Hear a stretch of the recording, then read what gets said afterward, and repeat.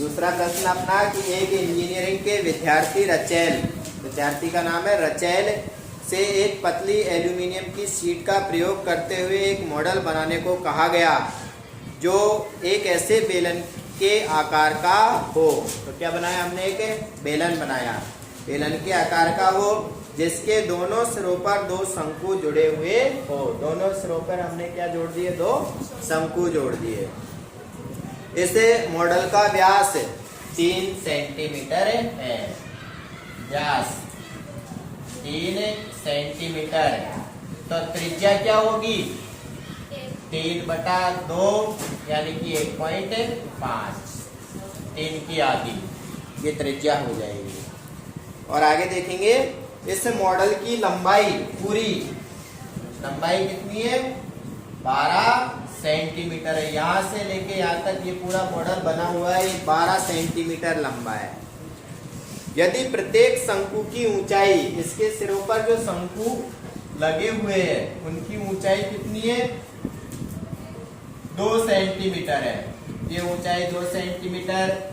इधर भी इस शंकु की ऊंचाई कितनी होगी? 2 सेंटीमीटर। तो रचेल द्वारा बनाए गए इस मॉडल में अंतर्विष्ट हवा का आयतन ज्ञात कीजिए। हवा का आयतन निकालना हो, इसमें अपन हवा भरे, पानी भरे, मिट्टी भरे, कुछ भी भरे, निकालना क्या पड़ता है हमें? आयतन। इससे आकृति का आयतन निकालना पड़ता है। क्वेश्चन नंबर दूसरा है ना। अब आयतन निकालने के लिए हमारे पास कितनी आकृतियां बन रही है? 3। एक तो बेलन है और 2 शंकु है। शंकु के आयतन का सूत्र क्या होता है? 1/3 पाई आर स्क्वायर एच। आर त्रिज्या हमारे पास है कितनी है? 1.5। ऊंचाई भी हमारे पास है, शंकु की ऊंचाई कितनी है? 2-2 सेंटीमीटर। अब बेलन पे आ जाएंगे। बेलन के आयतन का सूत्र है पाई आर स्क्वायर एच। आर त्रिज्या दे रखी है 1.5 है। शंकु की ऊंचाई क्या होगी ये देखेंगे। अब शंकु यहाँ से यहाँ तक ही है, ये ऊंचाई कितनी है बताओ? देखो चित्र में देखेंगे पूरा कितना है? 12 में से 2 ये घट गया, 2 ये घट गया, 4 घट गए। 12 में से 4 घट गए तो कितने बचे? 8 सेंटीमीटर। शंकु की ऊंचाई कितनी आएगी? 8 सेंटीमीटर। अब जो चीज हमारे पास है वो यहाँ लिख लेंगे। अब व्यास कितना है? 3 सेंटीमीटर। तो हमने त्रिज्या निकाली 3/2 सेंटीमीटर, भाग दिया तो कितना आया? 1.5 सेंटीमीटर। शंकु की ऊंचाई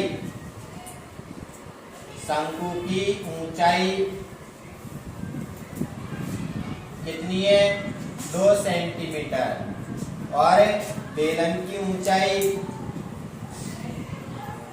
वो कितनी आई? बेलन की ऊंचाई 8 सेंटीमीटर। अब इस मॉडल का आयतन या मॉडल में भरी हवा का आयतन, मॉडल में भरी हवा का आयतन क्या होगा? बेलन का आयतन प्लस दोनों शंकु एक जैसे ही है। यदि अलग अलग होते तो दोनों को अलग अलग लिखते। अब एक जैसे शंकु है तो क्या कर देते? 2 गुणा शंकु का आयतन। यदि अलग अलग होते हैं तो दोनों का अलग अलग करके जोड़ते हैं। अब एक जैसे होते हैं तो 2 से गुणा कर देते सीधे। बेलन के आयतन का सूत्र पाई आर स्क्वायर एच। शंकु का 1/3 पाई आर स्क्वायर एच। पाई का मान 22/7। आर त्रिज्या 1.5 गुणा 1.5 गुणा एच का मान बेलन की ऊंचाई 8 सेंटीमीटर प्लस 2 गुणा 1/3 पाई का मान 22/7। आर त्रिज्या 1.5 गुणा 1.5 गुणा h, शंकु की ऊंचाई 2, शंकु की ऊंचाई 2 सेंटीमीटर, काटना पीटना और गुणा करना। गुणा करेंगे पहले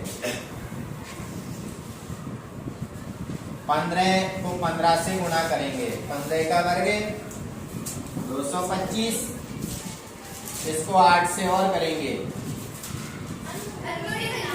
8 पंजो 40,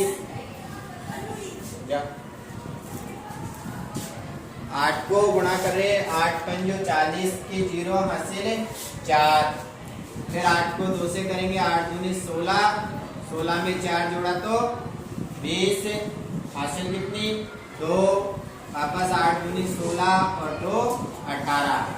पॉइंट लगाना है कितने अंकों से पहले, देखो 2 अंकों से पहले पॉइंट और 0 हट गए, क्या बचा 18। अब 18 को किससे गुणा करना है 22 से, 18 दूनी 36, वापस 18 दूनी 36 और 3 हासिल और जोड़ देंगे 39। अब उसको हल करेंगे, देखो ये यहाँ तक तो सेम था, 1.5 और 1.5 को गुणा किया तो कितना है 225, और 225 को इसमें अपन ने गुणा किया 8 से, उसमें किससे करना है 4 से करना है, 2 दूनी 4, अलग से कर देते हैं। ये आ गया 225, 225 को 4 से गुणा करेंगे, कौन सा 4, ये वाला, 2 दूनी 4, इसको 4 से गुणा करेंगे तो 4 पंजो 20 की 0 हासिल 2, फिर 4 दूनी 8 और हासिल कितनी है 2, 8 और 2 10 हासिल 1, 4 दूनी 8 और 1 9। पॉइंट 2 अंकों से पहले तो क्या बच गया 9 बच गया। इनको गुणा करने पर यहाँ तक तीनों को गुणा कर लिया और क्या आया हमारे पास 9 आया, 3 से काट दो, 3 दिया 9। अब सॉरी 22 रह रहा था, ये 4 और 4 बनाएंगे।